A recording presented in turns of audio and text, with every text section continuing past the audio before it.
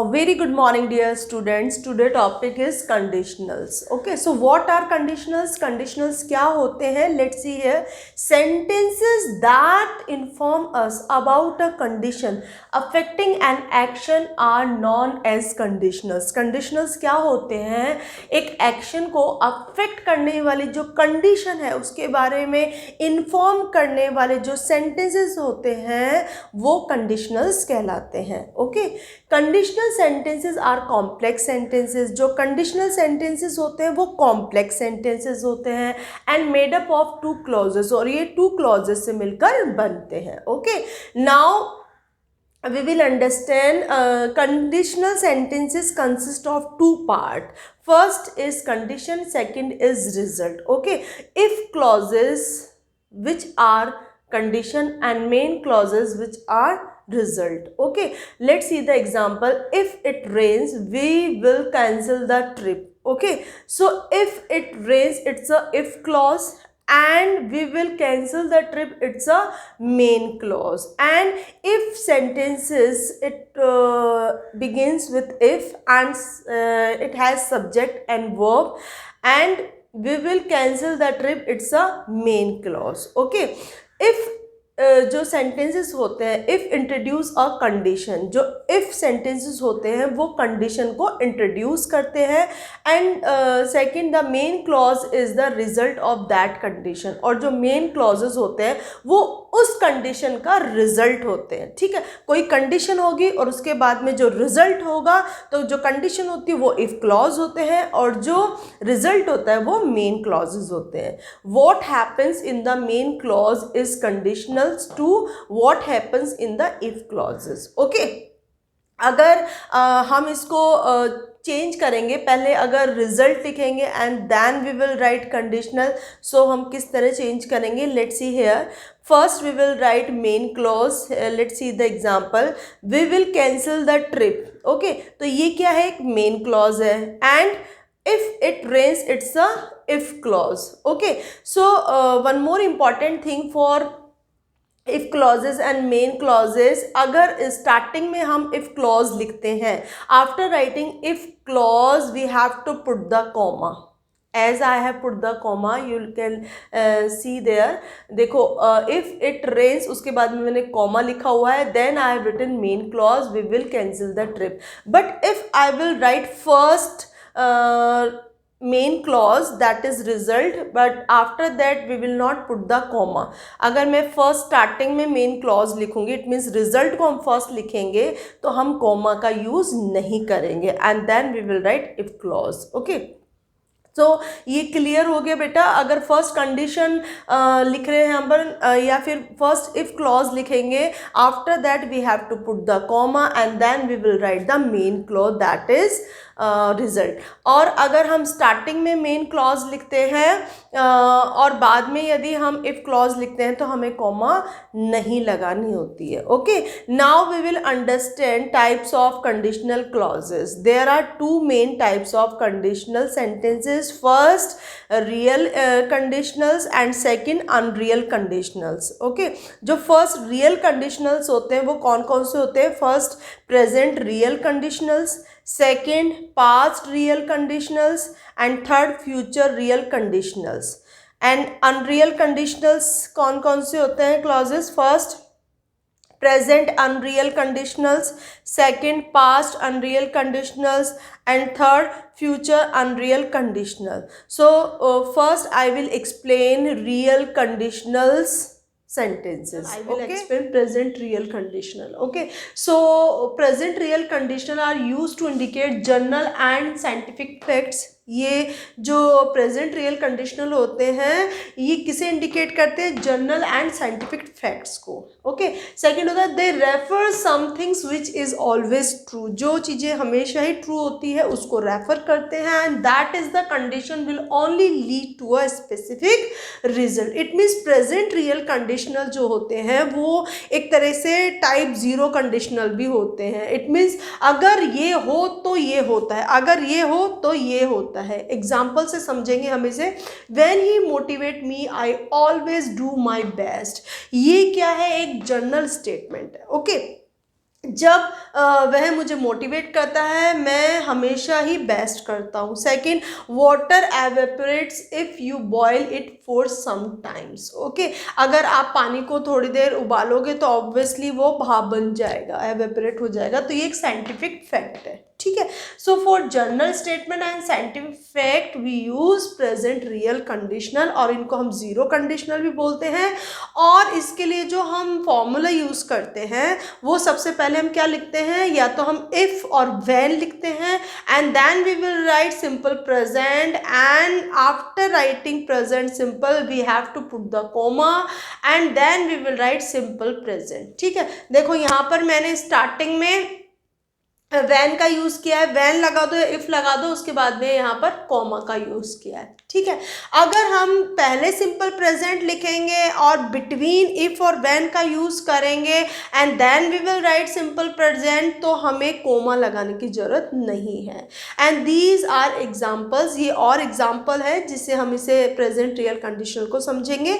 First, if you speak the truth everyone appreciate you. यदि तुम सच बोलते हो तो प्रत्येक तुम्हें अप्रिशिएट करता है। It means if you speak the truth, यहाँ पर इफ जो है वो एक कंडीशनल लगा दिया हमने, जीरो कंडीशनल है, और स्टार्टिंग में यदि हम इफ लगाएंगे और प्रेजेंट सिंपल प्रेजेंट लिखेंगे तो उसके बाद में हमें कॉमा का यूज करना होता है, ठीक है। So first, if you speak the truth everyone appreciate you, और उसके बाद में हमें दूसरा सिंपल प्रेजेंट लिखना होता है, ठीक है। तो ये क्या है, ऑब्वियसली यदि तुम सच बोलते हो तो तुम्हें हर कोई अप्रिशिएट करता है, ठीक है। सेकंड है, if you work 12 hours every day you get tired. Okay, अगर तुम एवरी डे प्रत्येक दिन यदि तुम 12 घंटे काम करते हो, ऑब्वियसली यू गेट टायर्ड, तुम थक जाते हो। अगर तुम ऐसा करते हो तो ऐसा करते हो, यही तो होता है हमारा प्रेजेंट रियल कंडीशन। अगर ये हो तो ये होता है,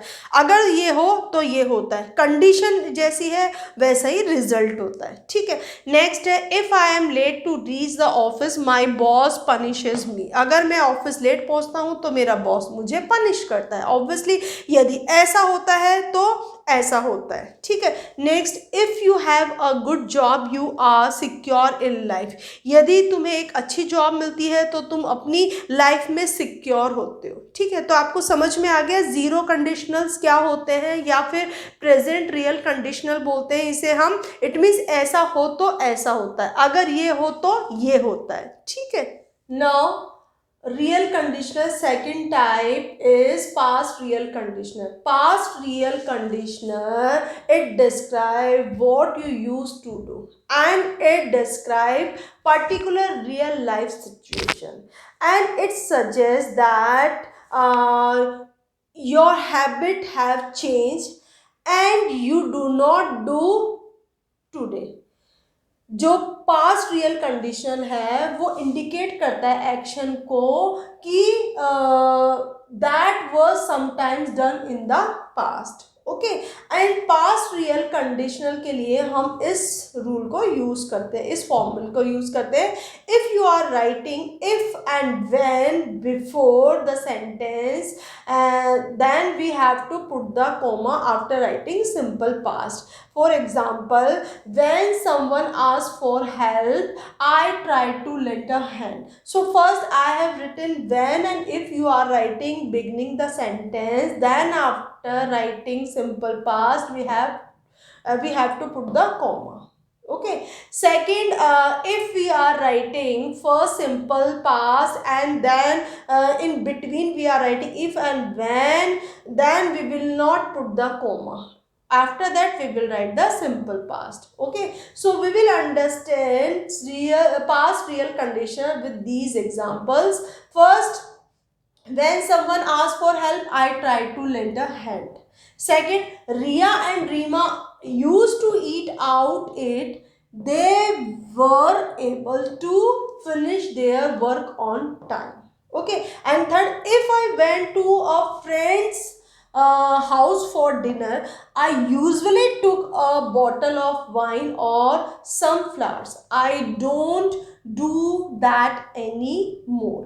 It means जो past conditional है, so past tense में obviously simple past में हम second form use करते हैं, तो यहाँ पर सब में देखो second form है, सेकंड फॉर्म है, ठीक है। And went is also second form, ठीक है।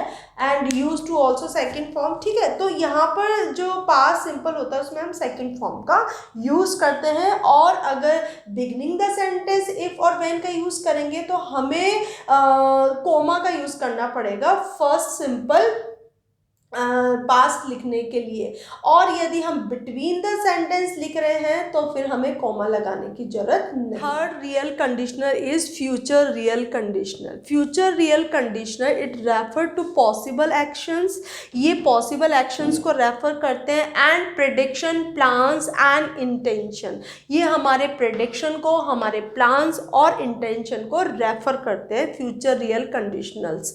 And such sentences refer to actions that are mostly likely to happen in the future.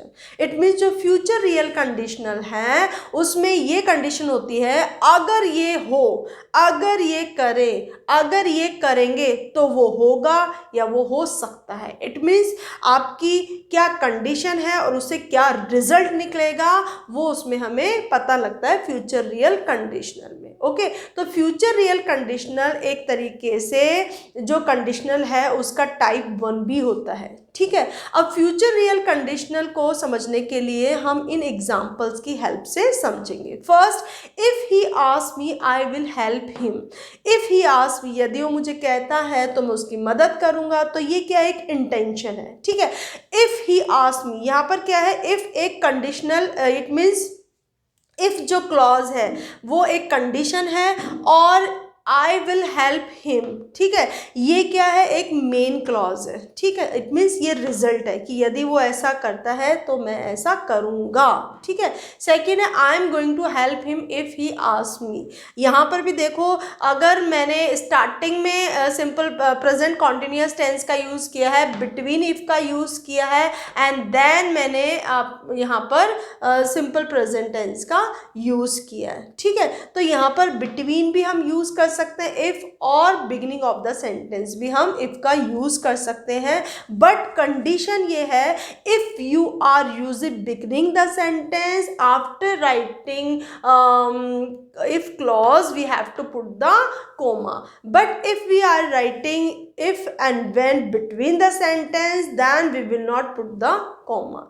Now let's see the third example. If you study hard you will pass the exam. If you study hard, यहाँ पर क्या है condition, if clause जो है वो condition बता रहा है कि यदि तुम हार्ड स्टडी करते हो you will pass the exam, तो रिजल्ट क्या होगा, जो मेन क्लॉज होगा वो क्या होगा, तुम एग्ज़ाम पास कर लोगे। ओके, नेक्स्ट है इफ़ इट रेन्स टुडे, यदि रेन होती है, ये एक इफ़ क्लॉज है जो हमारी कंडीशन को बता रहा है, और कंडीशन के बाद में जो मेन क्लॉज है वो इसका रिजल्ट होगा कि इफ़ इट रेन्स टुडे, यदि बारिश होती है आज, he will surely cancel the meeting, वो श्योरली अपनी मीटिंग को कैंसिल कर देगा, ठीक है।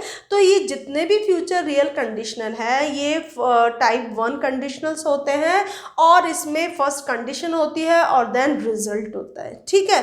और जो फ्यूचर रियल कंडीशनल है उसके लिए हम इस स्ट्रक्चर का यूज़ करते हैं, जो ये है हमारा फर्स्ट इफ, व्हेन, इफ़ और व्हेन बिगनिंग में हम यूज़ करते हैं, then we will write simple present and then we will write simple future, तो हमें कोमा लगानी होती है, ठीक है। सेकेंड है simple future, then if and when, and then we will write the simple present. Okay, if या when है, then we will write simple present. And third, if and when we are writing beginning, then we will write present continuous and simple present. ठीक है। So students, this is a future real conditional sentences, and first I told present real conditional, second I told past real conditional, and this one is present future real conditional. So I hope now you have understood all real conditionals, present, past and future real conditional.